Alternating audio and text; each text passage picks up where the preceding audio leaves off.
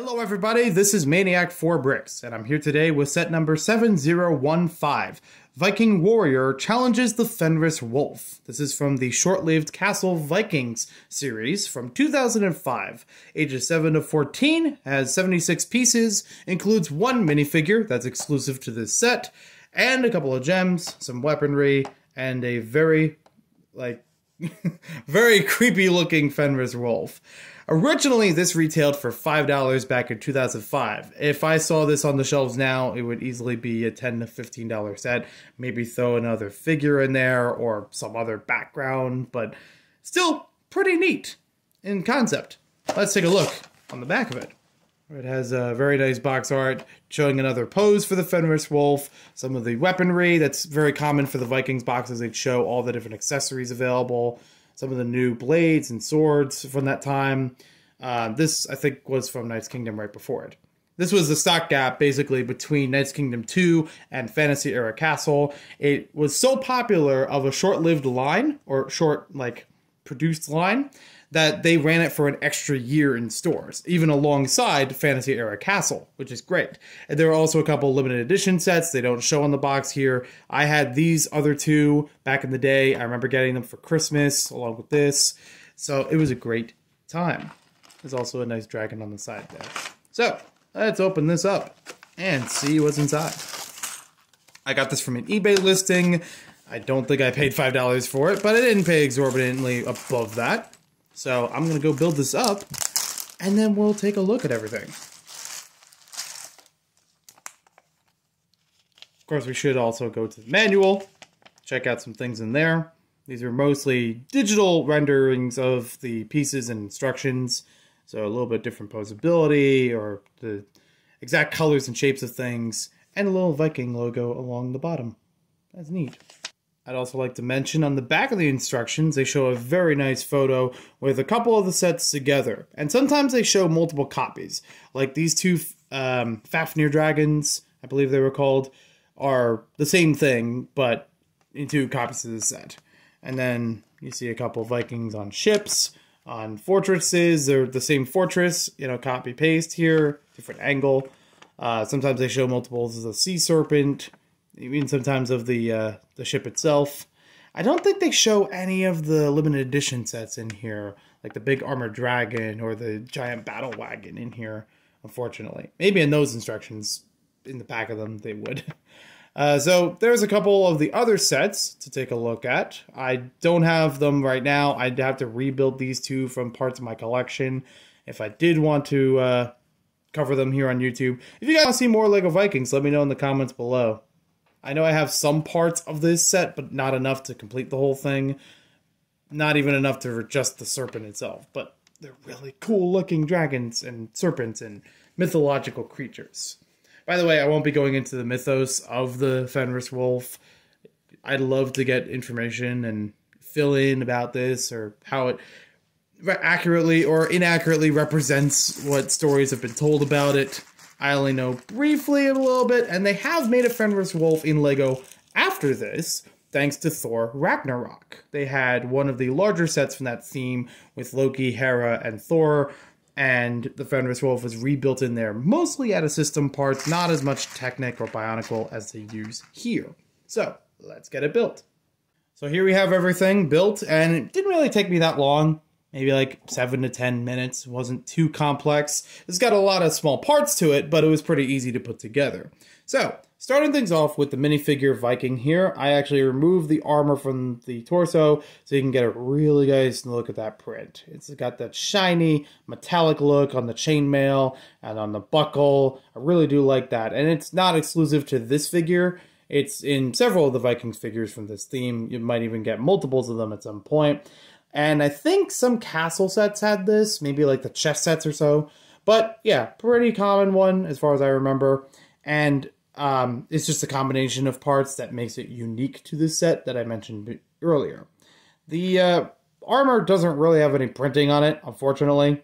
I mean, they had printing on armor like this in Knight's Kingdom 2, but they chose not to do that with some of the Viking sets, for whatever reason. I do like the Viking's helmet and axe, which are a nice speckled color with that gunmetal look to them. And all that little armor detail or metal detail in between really gives a nice shine no matter what light you put it under. Really like how that came out. And basically ageless, you know. This, even my original copies of this would still look good to this day. It's not really a thing you scratch up that much.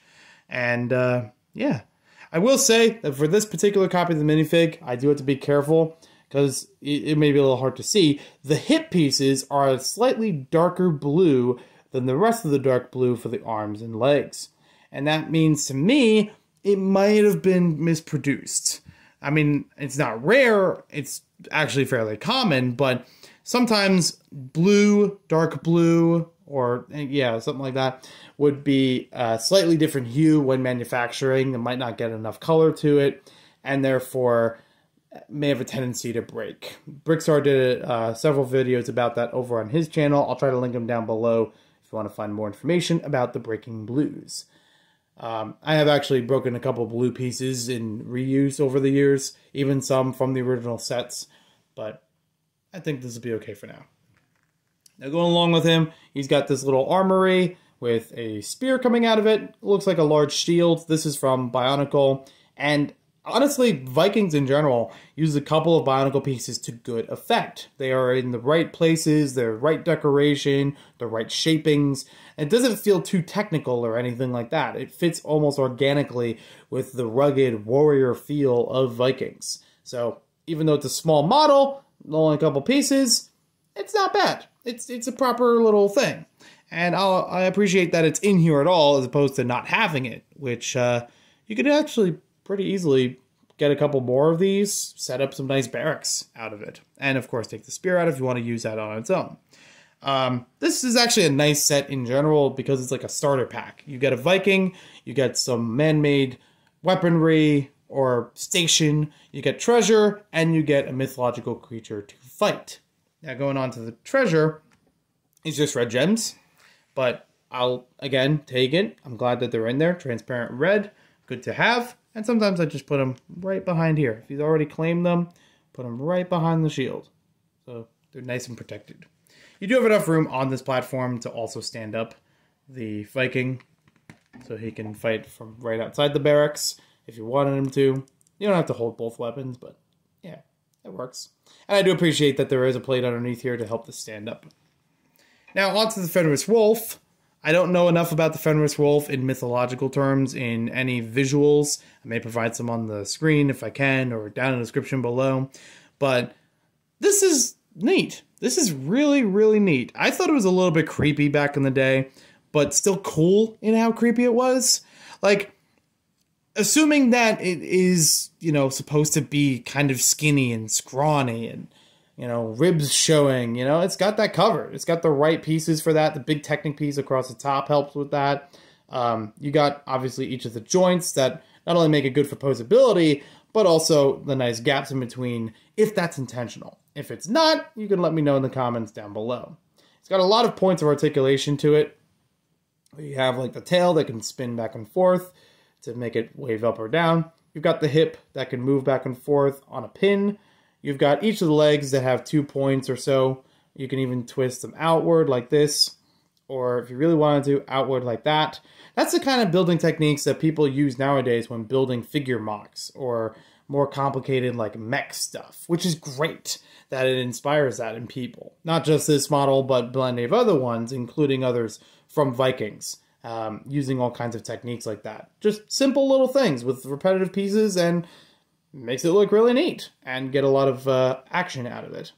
Then you have the front legs do pretty much the same. These are basically built repetitively, like I said before, and the head is on a ball joint.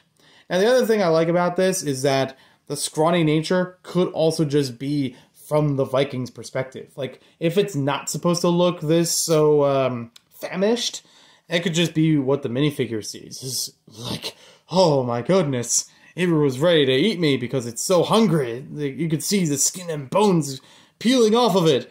You know, I could definitely tell this would be the kind of thing that they would just tell stories about and be like, this ferocious creature I vanquished today, you know, kind of thing. So yeah, it's got some ball joints for the head. Doesn't really tilt that much up, unfortunately. But with the legs, you could probably pose it to be standing up a bit further. Maybe standing on top of something if you want it to. It's got a lot moving downwards, though, and to the sides. It is good for the side pose, so you can really get that curious, like, creature look to it. I also do like that they use just clip pieces along here for the fangs, or like the claws, you know? Simple little stuff. I could have just made it flat, but no, they add a little bit more character to it. I really like that. Can't explain why they used a nougat piece, that like darkish brownish piece underneath, unless it's just easier to build. That's really the only standout, and the blue pin. The red axle is there on purpose just to make it look more menacing for the eyes. Being a plus sign, though, is a little bit goofy, but I'll go with it. That's just how the part was designed. The part was designed before Vikings. It was in Knights Kingdom 2 as part of like these little gargoyle heads on a castle. And then they've used it many times afterward. Most of the time it's in dark red. This is one, if not the only time, it's in black. And appropriately used for a wolf. Many other times it's used, even in the Viking series, underneath a head as like the bottom jaw for like a dragon or a serpent or something like that. Or sometimes used to hold a trap for other things like in Indiana Jones. So overall, I really do like this set. It's a fun little thing to build. It's got some inspiration from mythological things. So overall, I really like this set. It's simple, but it really gets the point across. It's got all the essentials of what it's asking for from any of the Viking sets, so I feel it's a good starter pack. It could easily get expanded upon. You could easily have more of the Fenris wolf or wolf-like beings and just build it more of the army. I would say if you really want to build it more of the army, get any other set though. If you really want the Vikings and really feel like a clan, that's better done in just about any other set. There are some of them where they include like 10 Viking minifigures and they're all pulling a giant wagon. Like, it's incredible what they give you. But this one, as a starter pack, is really neat. And I'm glad I revisited this one and got to see how things went together. I love all the different building techniques for the Fenris Wolf. It feels like an original model, like no other Lego set that I remember was built like this, whether or not I owned it or just, you know, from when I've seen the catalogs and everything. It's got a lot of character to it. It's got a lot of posability and can really be inspiring for building other models. And I can get some nice poses out of it, like here he is kind of sneaking up, you know, head tilted down a little bit, but pointing up, you know, behind him like he's ready to leap. It's great. It's a simple little thing, but it's great. I'm also happy having the box art with it. The entire box itself, though. But yeah, no, you know what I mean. It's great to have it all together, and I would love to set together. If I can't build the other Viking sets entirely, then I would at least like to build the Fenrir dragon. That's the big red dragon from one of the other sets. That thing's cool. I love it. It's a great integration of Bionicle, Technic, and system parts. This one's very on the Technic side. If you're not a fan of that, it's not a big deal, but, you know, there are small pieces that go together, so maybe it's not everybody's thing. But that dragon, though, yes. And it only gets better with that dragon. And I know I have some parts of the serpent. I would love to build the serpent. Again, the mythological figures alone, oh, wonderful. I would love if Vikings came back in some way as a Lego theme. If they had one or two sets, a short castle line like they did this one, that'd be great. Anything really. Maybe I'll throw up a Lego Ideas project about Vikings. I don't know. So thank you for watching this video. Hope you guys enjoyed it. Let me know what you think about the set in the comments down below. I do apologize that this was a little bit discolored throughout the video, changing some lighting, you know, here and there. But hopefully you enjoyed it nonetheless, and we'll see you next time with more Lego videos. Ooh, you know what? Oh, I opened up more possibilities with this at the last minute. Yeah, all it takes is just move a few pieces around. Now you get a little bit more character, a little more posing with it.